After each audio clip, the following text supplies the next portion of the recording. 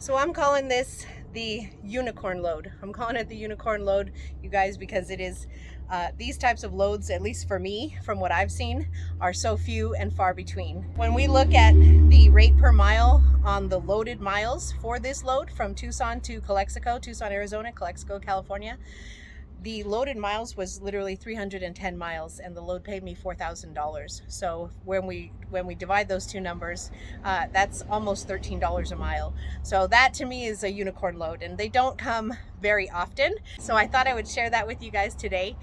And we're gonna go through this footage of this load. Okay, we're here. Ruben's trying to check in and see where we're gonna load this. I've been here before. Last time I drove through the building at that large bay door and they loaded me something. Ruben's just gonna go check in with the receiving, and we'll get this piece loaded and get on down the road.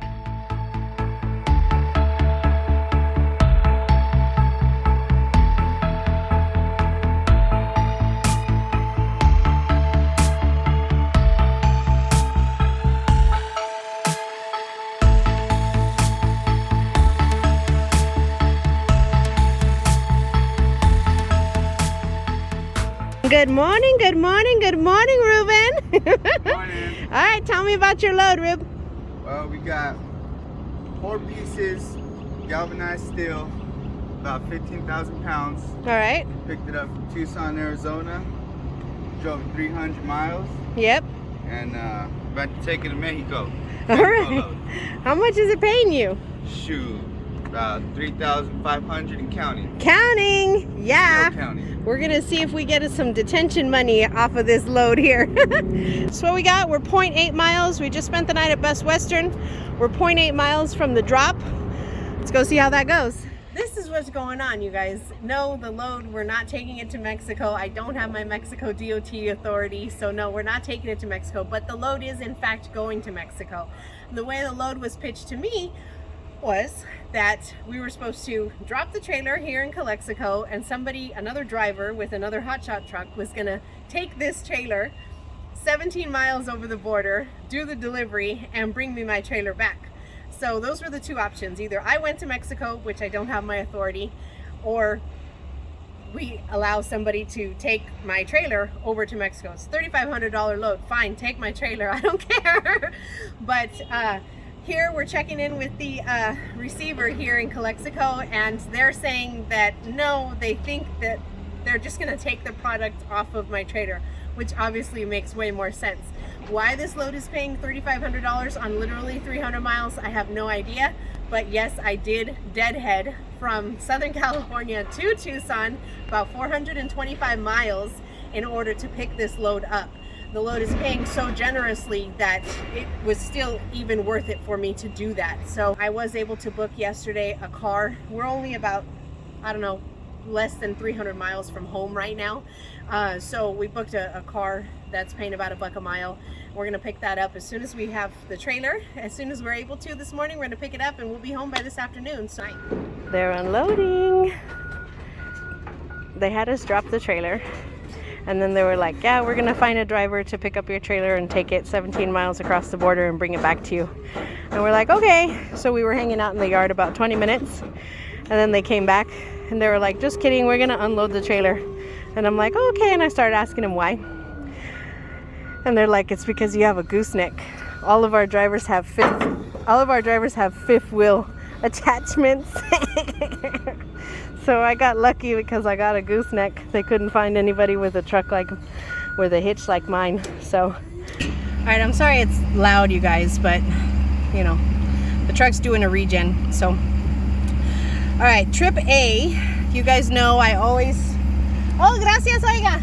Okay. Gracias. Cuídate. Sorry, he gave me my paperwork. Okay, trip A is from the time Ruben and I left the house, 743 miles.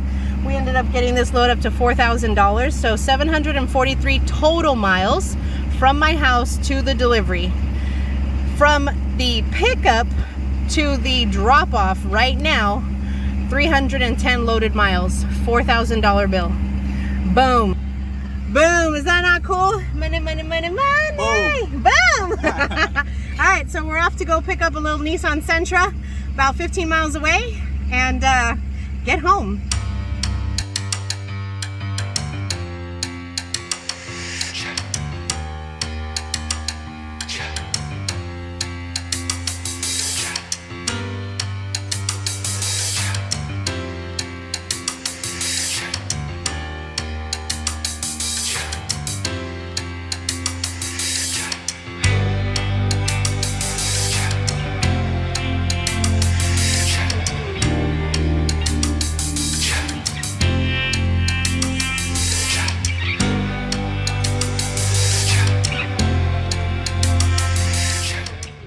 Good morning, mother truckers.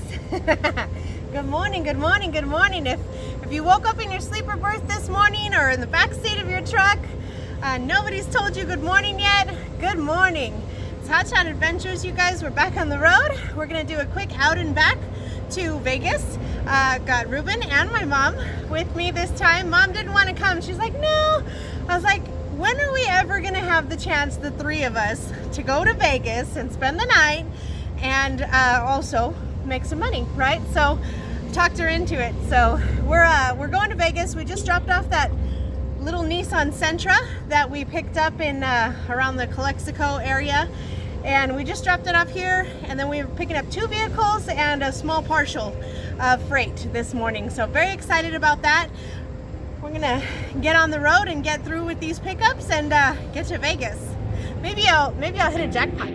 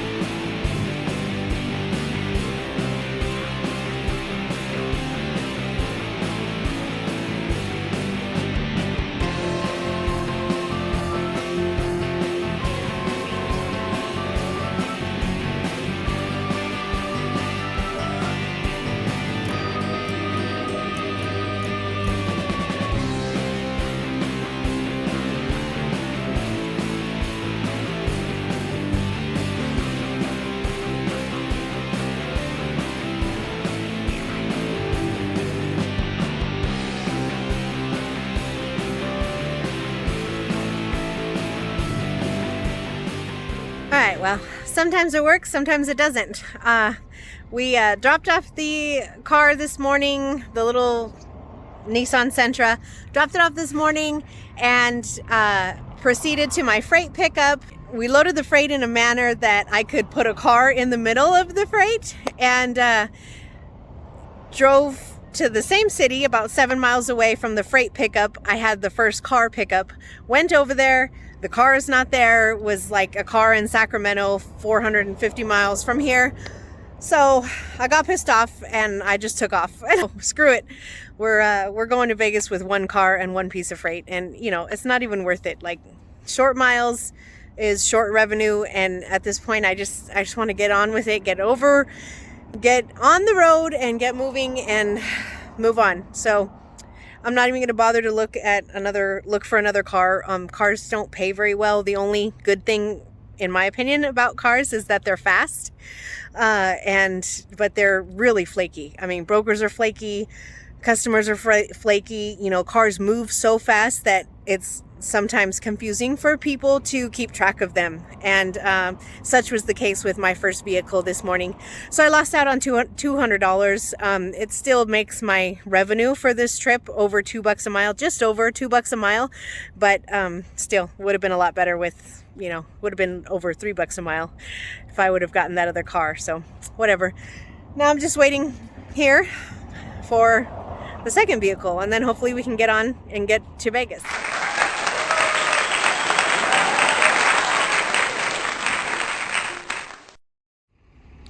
All right, we just dropped off the pipe. I was here at the nose of the trailer, about to roll this off here at Odessa in Vegas, vehicle check-in. So one more drop for today and 1 more pickup, and we're done for today. We can go to the casino. Yep, you're good. Look at that beautiful sunset, you guys. And my cute mother. Hi, mother. Just beautiful sky in Vegas today. All right. So of course it had a dead battery. See the battery charger. So we had to move positions, borrow the battery charger.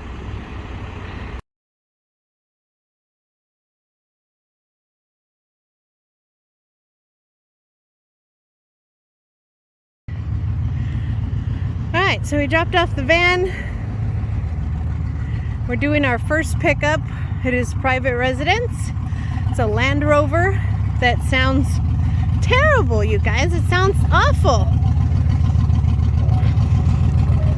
So let me check these ramps for Ruben, and then he's gonna roll it up real quick.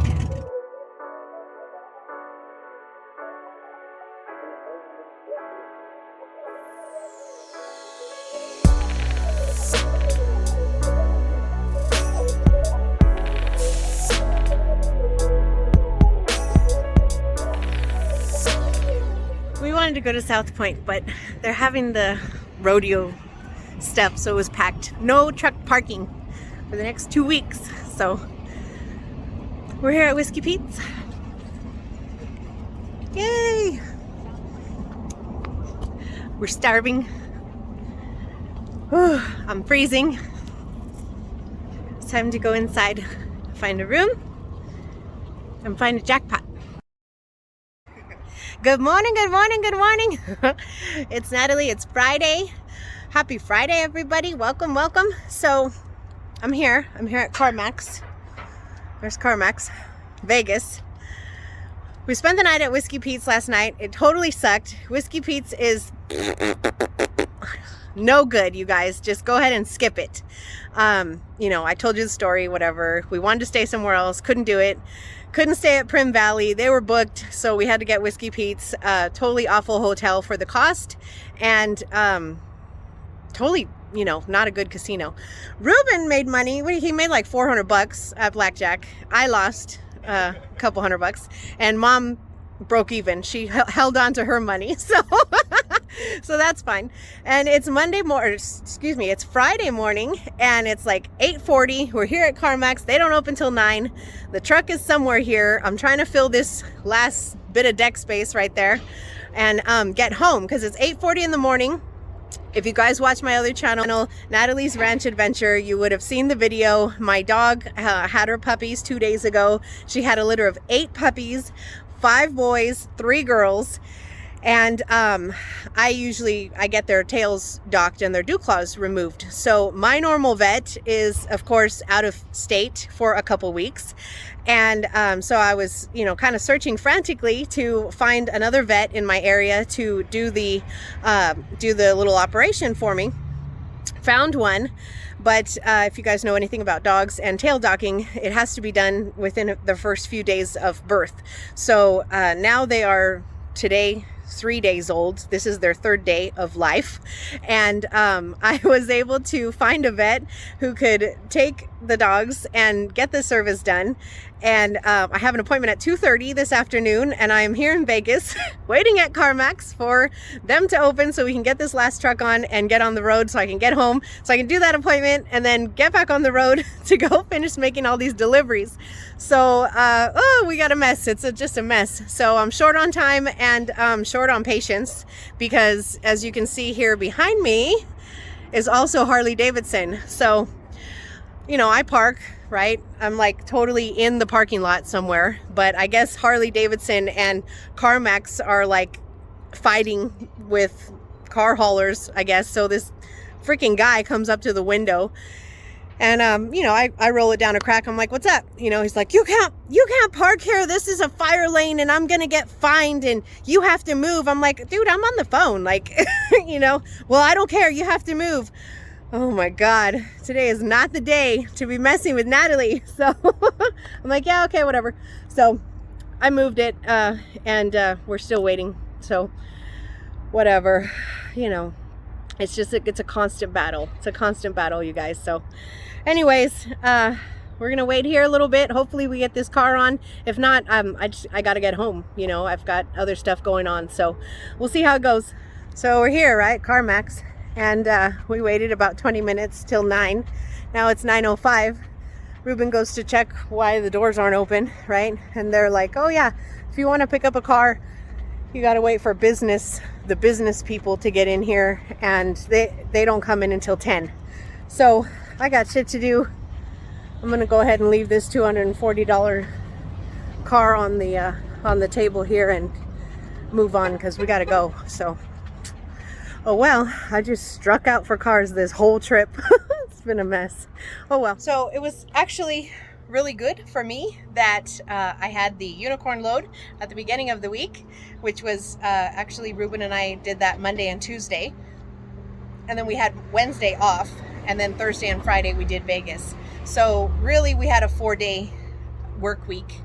Now the Vegas run was a total flop. Okay, I had vehicle after vehicle, I think just 2. I fought tooth and nail on the load board to get these vehicles to go out with me on out to Vegas. I was supposed to take 2 vehicles. One was not there. The broker screwed up. So I left it on the table and I just left out to Vegas. I had my mom and my nephew with me for this Vegas run.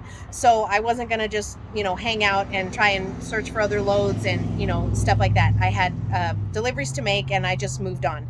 I was supposed to take 2 vehicles out to Vegas with me. I ended up just taking 1, which made my gross revenue going from here to Southern California out to Vegas, which was only $560. It's not very high, but again, it's also not very many miles. It's about 250 miles in all. So it was still over $2 a mile. Now on the trip back, we were able to load 1 vehicle Thursday evening, and then Friday morning I was supposed to pick up an F-150 at Carmax. Because of my personal life, right? I had an appointment that I need to get back here for on Friday, this afternoon. So I was not able to hang out at Carmax till 10:30 in the morning when they see fit to get their asses to work, so that I could get that F-150. I couldn't wait for it any longer on Friday morning this morning. So I ended up leaving that one on the table. And since I did wait so long at Carmax for that 1 vehicle, it kind of put me in a time crunch. And again, with my personal life, I had to get back for an appointment.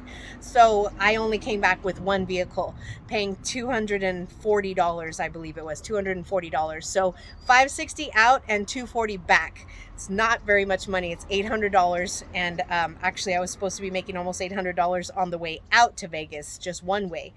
And then about $500 coming back. So, when you look at that number, $800 is not very high.